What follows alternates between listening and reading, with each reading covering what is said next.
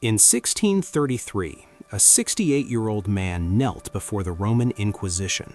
He was sick, frail, terrified, and they forced him to say something he knew was a lie. "I abandon the false opinion that the sun is the center of the world and does not move, and that the earth is not the center of the world and moves."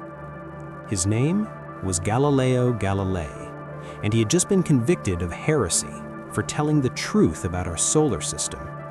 But here's what most people get wrong about Galileo's story. He wasn't persecuted just because he said the earth moves around the sun. He was persecuted because his discovery did something far more dangerous. It threatened who got to decide what was real. For 1,400 years, everyone knew the earth stood still. The sun, planets, and stars revolved around us in perfect circles. This wasn't just science, it was the entire cosmic order. Earth at the center, humanity at the center, God's creation perfectly arranged. The heavens were flawless and unchanging. Earth was imperfect. That's just how it was. And honestly, it made sense. You don't feel the earth moving, right?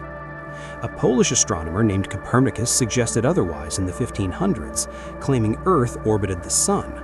Most people ignored him. It sounded ridiculous. Until 1609. That year, Galileo heard about a new Dutch invention, the telescope. He didn't just build one, he made it 10 times more powerful. And when he pointed it at the sky, he saw things that should have been impossible. Mountains on the moon. The heavens weren't perfect. 4 moons orbiting Jupiter. Not everything circled Earth. Phases of Venus, just like our moon. Venus must orbit the sun. Sunspots. Even the sun wasn't flawless. Galileo didn't just theorize that Earth moved, he had evidence. Now here's where it gets interesting. The Catholic Church had woven the Earth-centered universe into its theology. Biblical passages were interpreted to support an unmoving Earth. So when Galileo said Earth moves, he wasn't just correcting astronomy. He was asking, if the Church is wrong about the cosmos, what else could they be wrong about? In 1600s Europe, the Church wasn't just a religious institution, it was a political superpower, a legal system, the guardian of all knowledge. Truth was power, and Galileo was threatening that power. In 1616, the Inquisition declared heliocentrism formally heretical if taught as fact. Galileo was privately warned, you can discuss it as theory, but don't say it's real. For a while, he complied. But Galileo wasn't just a scientist, he was a fighter, a debater, a man who loved being right. And he knew he was right. In 1632, Galileo published Dialogue Concerning the Two Chief World Systems. It was brilliant, it was devastating, and it was politically catastrophic. Instead of a boring scientific paper, Galileo wrote a dialogue between 3 characters debating the universe. The Copernican character wins every argument, but the defender of the old Earth-centered model, he's portrayed as naive and foolish. His name? Simplicio, basically Simple Simon. And many people, including Pope Urban VIII, thought Simplicio was mocking the Pope himself. Whether Galileo intended it or not, it looked like he was ridiculing the most powerful man in Europe. That was a fatal mistake. In 1633, Galileo was summoned to Rome. He was old, sick, and facing the Roman Inquisition. The charge? Violating the 1616 order by teaching heliocentrism as fact. Under threat of torture, Galileo broke. He recanted everything, publicly stated the earth doesn't move. The famous phrase, "and yet it moves," whispered in defiance after his confession, is probably a myth, but the humiliation was real. He was convicted of being vehemently suspect of heresy. His punishment? House arrest for the rest of his life. His book? Banned. His ideas? Censored. Galileo wasn't thrown in a dungeon. He lived in his villa near Florence, but he couldn't publish, couldn't teach, couldn't travel freely. For a man whose entire existence was discovery and debate, this was torture. He spent his final years going blind, under constant surveillance.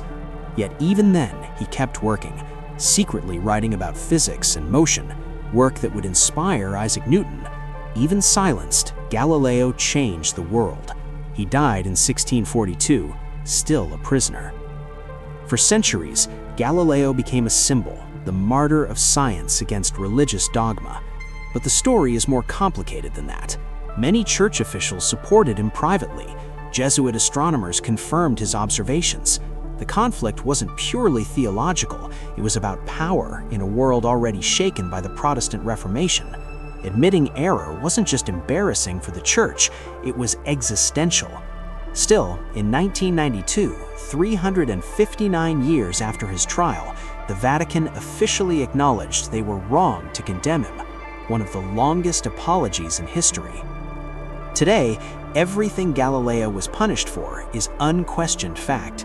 Satellites orbit Earth, probes leave our solar system, we've walked on the moon. The Earth moves, always did. But Galileo's story isn't really about astronomy.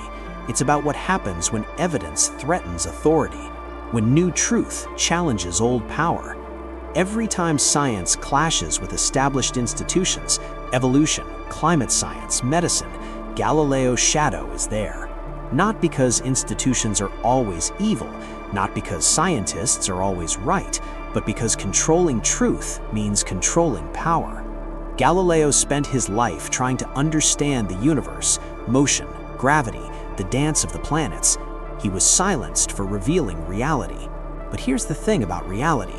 It doesn't care who's in charge. It doesn't care about politics or power or who gets to decide what's true. The Earth moved before Galileo said so. It kept moving after they forced him to deny it. And it's moving right now. Because the universe has a rule that no inquisition, no authority, no institution can break. Truth doesn't need permission. It just is. And eventually, it wins.